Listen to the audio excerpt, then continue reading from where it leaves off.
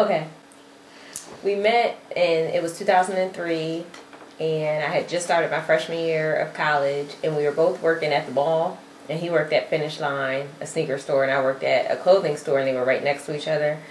So I would go in and try to get him to get me sneakers that I really didn't need, but I didn't want to seem broke, so I would buy them. And just to see how much attention he paid to me. One of them was a ring he bought for me, and one of them was a ring I bought for myself. And the one I bought for myself is the one I wore on my ring finger. And he would sometimes like take it off and then put it back on me, and I'd be like, oh my gosh, it's so beautiful. It's something I would have picked out for myself. But he would take it off and put it back on and pretend like it was the ring. It was the ring. About a year ago, we really started, we kind of hit a turning point in our relationship where it was like, okay, we're either going to be together or we're not. And if we're going to be together, then we need to work towards our future together. So we began talking about marriage. Not heavily, but just like, I guess I could marry him. See why I couldn't marry him. This would be a possibility. And he's always wanted to marry me, obviously. But obviously. I knew you were special since the day I met you. Took me a while to get up to the point where I felt like I would be ready for marriage, and it was something I actually wanted to do, like realistically. And so we just been like, I would pretend like I was proposing to him, and he would pretend like he was proposing to me. Like, we knew each other, we weren't serious, but I would propose with stupid things like a bottle of water or candle or piece of gum, things like that. And I would love for you to do me the honor of being Mrs. Julio Marrero. And I would like to know if you would marry me.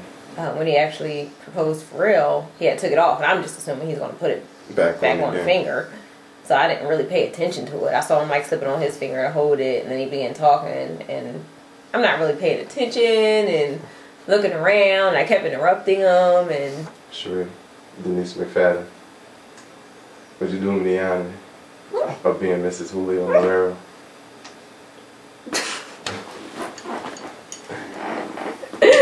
Telling him to wrap it up. I was like, wrap it up.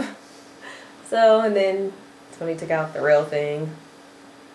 And I like, he reached behind his back. He's like, oh, I'm sorry, I had to scratch my back. And at this point, I'm still thinking he's kidding around and we're just playing. I'm just going along with it, and I didn't take it seriously. Because I didn't expect him to bring anything out. I thought he was going to reach behind his back and then put my ring back on. And then after that, he reached behind his back with his other hand and took out the real ring, and pretty much that was my reaction. Nothing. I just was silent. And I was like, get out of here. What are you doing? One day he was the only one working, and it was only two of us working, so I kept going over on Halloween, and I had on this little Superwoman costume that I had threw together. And I had a long cape on and like a tank top and little Superwoman undies. And I showed him, and he was like, oh, she's showing me her underwear.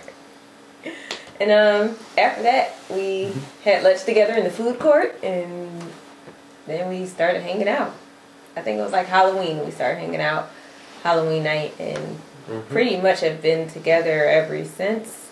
I just love the family that we have and that we're building, and can't wait to get married so we can have a bigger family.